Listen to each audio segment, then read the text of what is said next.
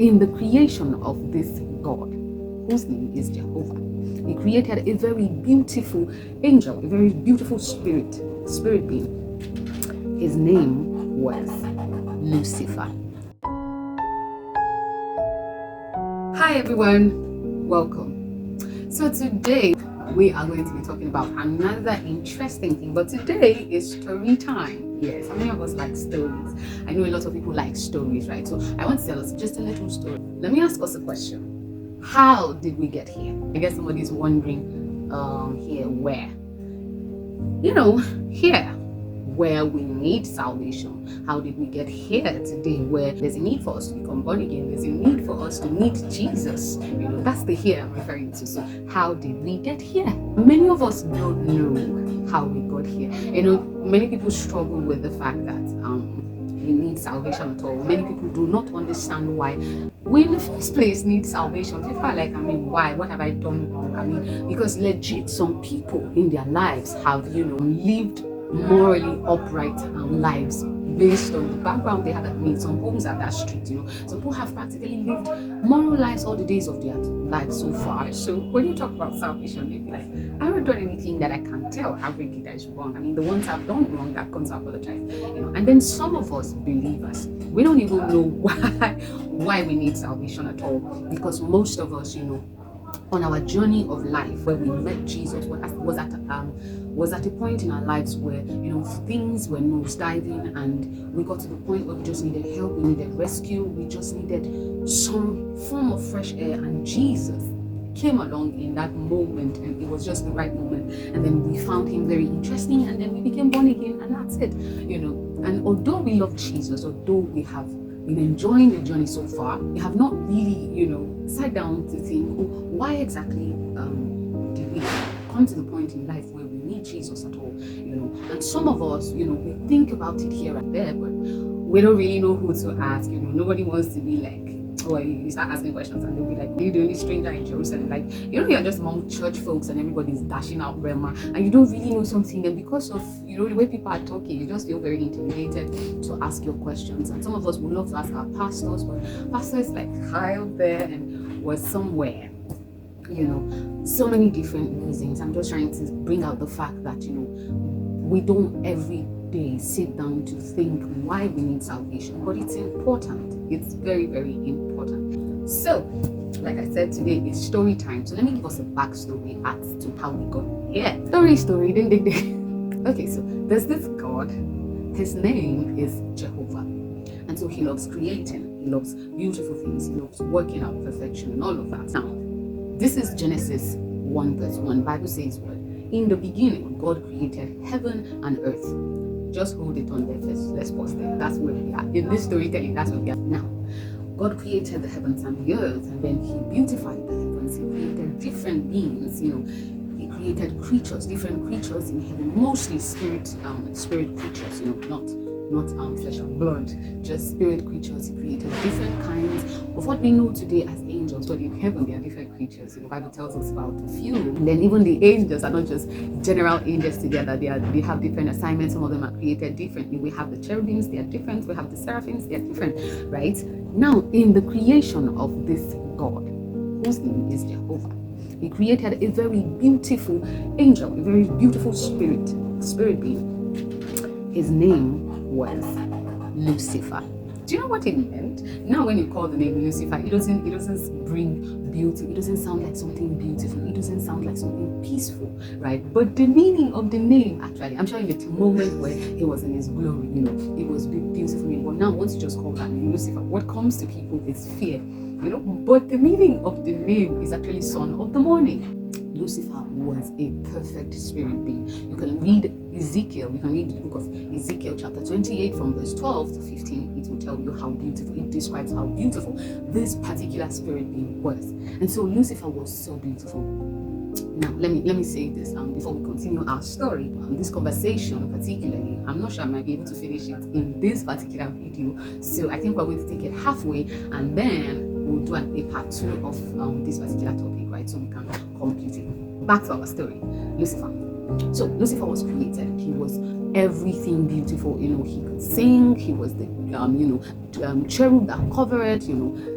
perfect. Just imagine everything beautiful and perfect. That's what Lucifer was. And he stood in the presence of God. He used to sing a lot. And so with that encounter with God, almost all the time, being parties with God, being the one that is doing, a lot of the time, Lucifer decided that he was, too big for his position that he had. And then he wanted to upgrade himself. And the only thing he thought of was to overthrow the person that created him. Can you imagine such audacity? Baba decided that, he want to overthrow the person that created him. And then he goes on, organizes a coup against God. Took 1/3 of the angels, organized a coup and wanted to overthrow God. Let me tell you the interesting part of the story, right? God didn't even fight this battle. Baba did not do it because, it's him that created Lucifer. They are not mates. He didn't even have time for that kind of thing. It was even Michael and his angels that got up and said, what, this can happen on our watch. And then he goes up, fights Lucifer and his cohorts, and then they send them, all of them, down to the earth. Yes, Bible says, and there was war in heaven. Revelation when it says, and there was war in heaven. That was the war. And then Lucifer was sent out of heaven down to the earth. Now, remember I said when we started, it was Genesis 1 verse 1. In the beginning, God created heavens and the earth. That was the story. Now, fast forward, Genesis chapter 1 verse 2, and the earth. Now, after the war in heaven, all of these things happened, right? We now get to verse 2. Bible says, and the earth was without form and void. Right? Now that's the place we are. So God decided that, okay, this earth is trying to make use of it. Let me make it a very beautiful place, because it was without form, it was void. Right? He decided, okay, let me make it a very beautiful place and create another of my creations. Because this Jehovah God is a loving Father. And so he comes out, makes the earth, creates the earth, beautifies it, and then calls himself the Elohim, 3-in-1 God, and decided to make Moab, including you. Yes, he decided to make man beautiful in his own likeness and image. Something that Lucifer wanted to take by force. This Lucifer said, I will exalt myself. He said he will exalt himself and be like the Most High. So God decided, okay, let me create this new creation and make it beautiful, make it in my form. Right? So it's more like saying Lucifer gave God an idea. But God is full of ideas. So he creates man, right, in his own form, likeness, and image. Something again, like I said, Lucifer wanted, right? And so after that, he gave man, beautified the earth. You know the story. If you don't know it, you can take your Bible. It's Genesis, the first book of the Bible. Genesis from chapter 1 and just read. It's a beautiful story. It will tell you all about it. Now, God created the man, put him in the earth. He gave him dominion, gave him everything he needed, told him, multiply, subdue, fill the earth. Just enjoy the space. Gave man the keys. That's officially gave man the dominion keys on the earth. Where Lucifer was thrown. Do you understand? But Baba, even though he was thrown on the earth, he was a beggar on this earth. He didn't own anything. He was thrown out of heaven without anything. Only that he was thrown out of heaven with the way he was made. But because he was made as a spirit, right, there was no redemption for Lucifer. Yeah, because spirit beings, they are created perfect in their everlasting form. So if a spirit being falls, there's no death for the spirit being, there's no redemption. If you fall, it means you fall in your permanent state, and that's your new permanent state. That is why God cannot wake up and say, okay, I forgive Lucifer, let everybody be all right. Lucifer is irredeemable. Satan is irredeemable. But God made us, right? He made the man and made him flesh and blood out of the substances of the earth. Now, put the man in the garden, give man the keys of dominion. Now Lucifer gets up and he's angry.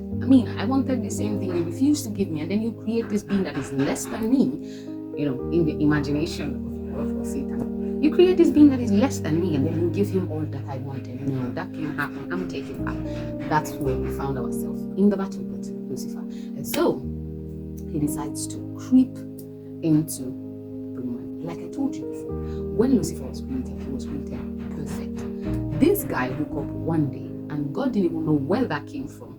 Rebellion was found in him. Again, like I said, if you want the story, just go through Ezekiel, the book of Ezekiel from chapter 28, it tells you about that. The book of Isaiah tells us about that too. In rebellion was found. It says that Lucifer was perfect until rebellion was found in him. Where he got that from, I don't know.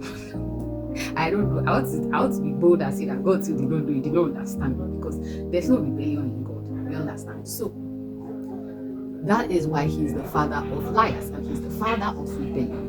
Do you understand? So now Lucifer gets to the Garden of Eden, and then he begins to, come at Eve, try to deceive her, trying to deceive her with the apple until she, with the fruit. I don't have any verification I want apples. So let's stick with the fruit, right? And so eventually Eve accepted the fruit and she ate of it, and then she gave to her husband Adam, and Adam ate of it, and that's how, they fell. Now imagine God coming, and then he was amazed, but not entirely amazed, because one thing with God is that, let me fast forward a bit, right, and then we'll come back. The Bible also says that the lamb was slain from the foundations of the earth. That's Jesus, the lamb, right? Jesus was slain from the foundations of the earth. Let me tell you what that entails. Now, God is Alpha and Omega, which means he's beginning and ending at the same time, right? What that also means is that he sees the ending from the beginning. So it's not like it's before him. He can look at the beginning and he knows the end from the beginning, right? So before God even created the man, he knew the end of the man. He knew that Lucifer was going to deceive the man. He knew that the man was going to fall. Now you might say, okay, so since he already knew that, why didn't he just cut that part of it, just remake it a perfect? No, that's not how it works. When God created man, he gave man one thing: a choice, and he wouldn't take that away because he didn't make robots.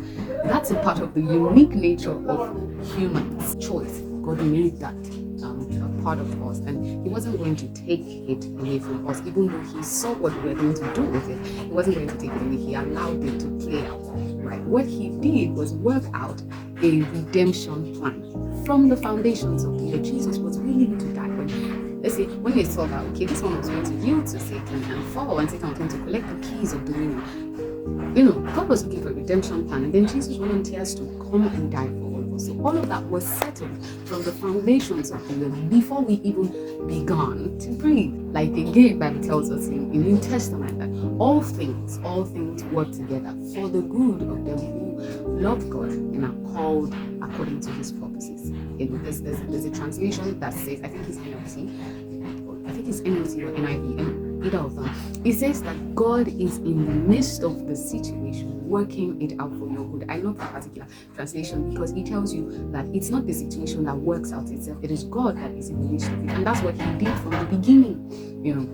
Now let's go back to our story and finish it for today.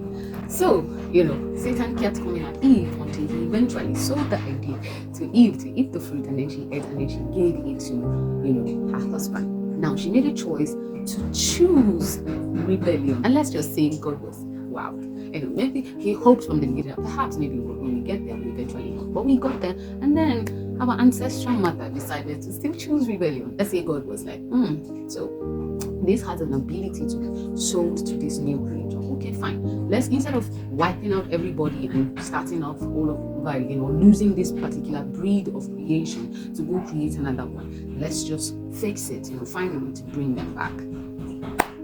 That's the end of our story for today, and that's the much that we can take for today. I told you that we might not be able to finish this because just this storytelling has already taken everything. But I hope that you're able to see how we got to the point where we are needing salvation, just a little bit of it. In our next video, we will talk hopefully more extensively on the other part of the journey. But I do hope that so far you have been able to, understand the backstory. Don't miss our next episode. Have a nice day.